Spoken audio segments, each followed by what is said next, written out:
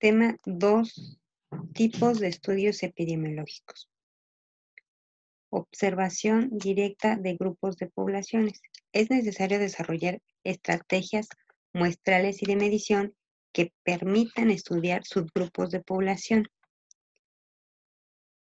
Hacer extrapolaciones del conocimiento generado hacia el total de la población. Recuerden que es muy complicado, ¿sí?, que trabajemos con todo el total de la población. Entonces, por eso es importante ver cómo se puede trabajar las diferentes muestras de una población. Sí, y entonces, pues surgen 3 tipos de estudios, que es el estudio experimental, cuando el investigador controla la exposición y utiliza aleatoriamente como método de asignación, ¿sí? Pseudoexperimental, pseudoexperimental, cuando el investigador controla la exposición, pero no utiliza procedimientos de aleatorización en la asignación. No experimental u observacional, cuando la exposición ocurre sin la participación del investigador y de acuerdo con variables que están fuera de control del investigador, ¿sí? Entonces, todas estas 3 tienen que ver con cómo el investigador interviene y cómo se es tomada la muestra de esa población para la investigación, ¿sí? También está recomendada, dependiendo del tipo de población y de enfermedad que se esté estudiando, cuál es el mejor estudio que se puede hacer. Entonces tenemos fases de estudio que son la descriptiva y la analítica, ¿sí? Se considera descriptivo todo estudio cuyos datos son utilizados con finalidad puramente descriptiva, no enfocados a una resulta relación causa-efecto, ¿sí? Las principales finalidades de los estudios descriptivos son describir la frecuencia y las características de un problema de salud en una población, descubrir la asociación entre 2 o más variables sin asumir una relación causal entre ellas, generar hipótesis razonables que deberán ser contrastadas posteriormente con los estudios analíticos. O sea, en esta parte estamos describiendo todo para primero plantear una hipótesis y ver cómo se va a poder solucionar. Fase del método epidemiológico. Las fases del método epidemiológico determinan la profundidad del conocimiento del fenómeno de salud de enfermedad. Entonces tenemos la fase de la epidemiología descriptiva y la fase de la epidemiología analítica, ¿sí? La fase descriptiva se refiere a la descripción detallada de los fenómenos de salud, enfermedad, a base de la observación cuidadosa y el registro, de objetivos de los hechos, las cuales responden a las preguntas: ¿qué ocurrió? ¿Quiénes son los afectados? ¿Dónde ocurrió? ¿Y cuándo ocurrió? ¿Sí? Entonces hay que investigar, pues es una fase de investigación donde vemos qué está sucediendo en cada una de las etapas para ver cómo es que la persona se enfermó. Como está aquí en la imagen, seguir la pista hasta llegar al final para ver qué es lo que está sucediendo. Con este seguimiento de las pistas, lo que podemos hacer es plantear una hipótesis para tener una posible solución al problema y después hacer todo el estudio para ver si efectivamente esa hipótesis que hicimos nos va a llevar a entender el comportamiento de esa enfermedad. Y aquí dice, explica posible completo parcial, pero sujeta a confirmación de un fenómeno de salud o enfermedad. Estas hipótesis surgen de observaciones clínicas, epidemiológicas y de laboratorio relacionadas con el evento estudiado, ¿sí? O sea, no nada más es una hipótesis por decirla, sino con un fundamento científico. Fase de epidemiológica analítica. Estudio e investigación de carácter analítico. La tarea fundamental de esta fase es la comprobación o refutación de las hipótesis formuladas, usando comunidad de estudio las poblaciones o grupos. Contesta las preguntas: ¿cómo ocurrió y por qué ocurrió? ¿Sí? Entonces es importante de que una vez que tengan todos los datos, ver qué es lo que se va a hacer con ellos para poderle dar una posible solución o un posible tratamiento a la enfermedad. Principales tipos de diseño de investigación analítica, que son de prevalencia, que es la transversal, de casos y controles, de cortes y experimentales, ¿sí? Entonces, simplemente es cómo vamos a a trabajar las diferentes muestras de las poblaciones.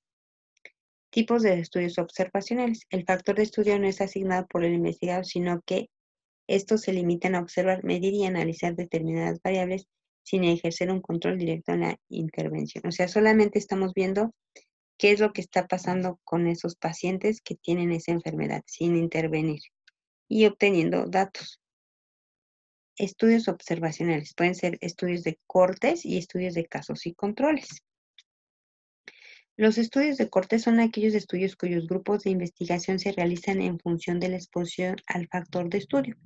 Las personas se seleccionan según la exposición y tras el seguimiento se observan la aparición del efecto tanto en la corte de personas expuestas como en la corte de personas no expuestas al factor. Corte se refiere solamente a decir una muestra. Mi muestra es tal y en lugar de decir muestra digo que es una corte. Y entonces puedo tener cortes de personas expuestas a la enfermedad y no expuestas.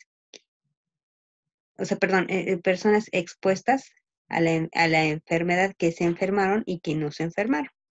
Y personas no expuestas a la enfermedad que se enfermaron y que no se enfermaron. Entonces, con esto voy a ver qué es lo que está sucediendo, ¿sí? ¿Qué factor determina que las personas se enfermen o que no se enfermen? Los objetivos de este estudio, de este tipo de estudios son estimar incidencias de la enfermedad, estimar el de los expuestos al factor de estudio, estimar la proporción de casos que pueden atribuir al factor de riesgo, entonces ver qué tan, dependiendo de cómo se están enfermando las muestras o las cortes, ver qué tan riesgoso es que las personas estén en contacto con las personas que están enfermas. Estudios de casos y controles.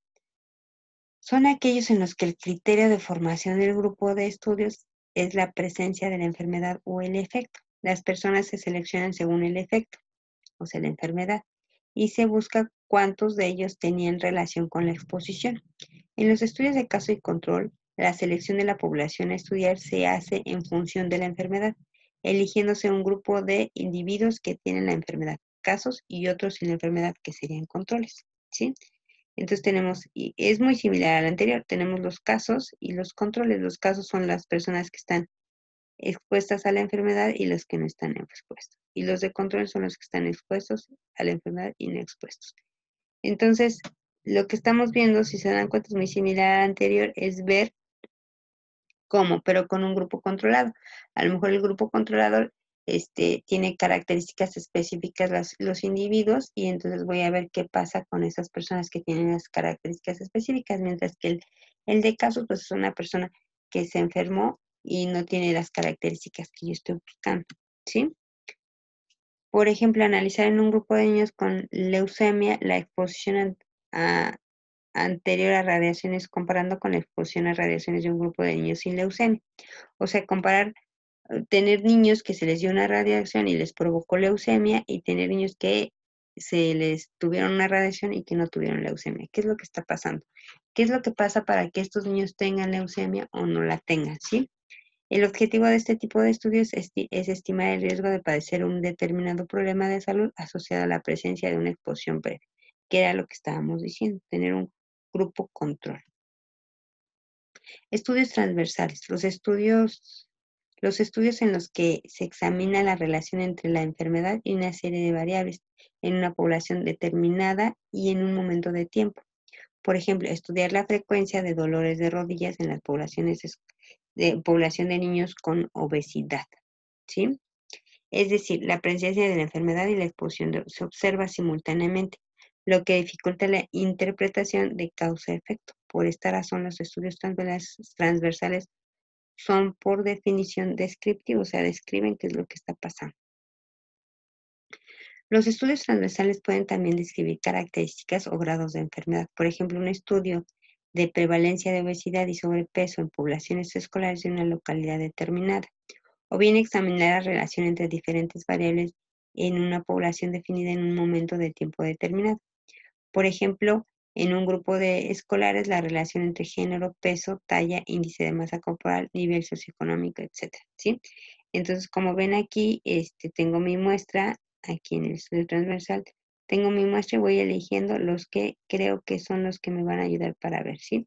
Por ejemplo, puedo tener, como aquí dice clase social, pues puedo ver a cierto nivel económico cuántos niños hay obesos y a otro nivel económico cuál es el índice de niños obesos. Entonces lo que trato de hacer es como una comparación para ver qué es lo que está sucediendo, ¿sí? O por ejemplo el género, también puedo definir las niñas de tal a tal edad, de esas niñas, cuál es el promedio de niñas obesas y por ejemplo, podemos compararlo también con los niños de tal a tal, de un rango de edad, si los niños son más obesos o las niñas son más obesas, ¿sí? Los datos de estos estudios pueden representarse en una tabla de 2 por 2 donde los individuos están clasificados en 2 filas y 2 columnas, se- según, según las características, ¿sí? Por ejemplo, en el caso anterior no lo describimos bien, pero se relacionaba con esta parte de que si los niños con sobrepeso al no hacer ejercicio les duelen las rodillas o simplemente les duelen las rodillas por tener sobrepeso, ¿sí? Entonces se ponen las características de dolor de rodillas, no dolor de rodillas, obesos y no obesos, y entonces con esta tabla de 2 por 2 podemos ver qué es la relación. Claro, se les van a ir dando valores a cada una de las literales para saber qué significa A más B, C más D más A y A más C, ¿sí? Entonces, aquí nada más una representación de cómo se hacen o cómo se hace el llenado de la tabla, pero finalmente ya en una situación de campo, pues tienen ciertos valores, simbolizan o representan ciertas situaciones específicas. 2.5 Protocolo de diseño. Como se dieron cuenta, todos los estudios, todo lo que vayamos a hacer, no importa cómo le llamen, si hay un caso de control, si hay un acorde, si es estudio transversal, todo tiene una función bien específica y determinada. Esto es que hay que tener un seguimiento. Por lo tanto, tenemos algo que se llama el método científico. O sea, siempre vamos a tener que establecer todo para ver qué es lo que está pasando y al final obtener un resultado, pero todo en base científica, ¿sí? Entonces, el protocolo de diseño es necesario enfatizar que los pasos sintetizados del proceso de investigación epidemiológica coinciden con los del método científico, ¿sí? En general, y entonces tienen diferentes etapas, que es concepción de la idea, planteamiento del problema de investigación, objetivo de la investigación, revisión conceptual del tema, formulación del marco teórico, formulación de la hipótesis, planteamiento del estudio que comprende, entre otros, selección y operación de variables, definición de categorías, definición de las unidades de análisis, selección del diseño de investigación, definición de universo, muestra, técnica de muestreo, elaboración del instrumento de los procedimientos de medición, plan de análisis de los datos, prueba piloto, el 8, recolección de los datos, 9, procesamiento analítico, 10, conclusiones y sugerencias y 11, elaboración de un informe. Sí, la verdad es que cualquier investigación debería de llevar todos estos pasos para poder decir que es que se está haciendo de una forma muy eficaz, que están tomando en cuenta todas las variables que existen y al final los resultados que van a tener van a ser como fidedignos. Esto es que se pueden confiar en ellos. Generalmente los artículos de investigación que se generan son investigaciones que se han hecho durante mucho tiempo. Esto quiere decir que investigaciones largas de 5 años, pues pueden ser muy precisas y podemos pensar que lo podemos tomar como base para otra investigación, mientras que si son investigaciones que se hicieron a lo mejor en 2 meses, en 3, pues no sirven de base para otra investigación, ni siquiera para poder tomar una decisión, ¿sí?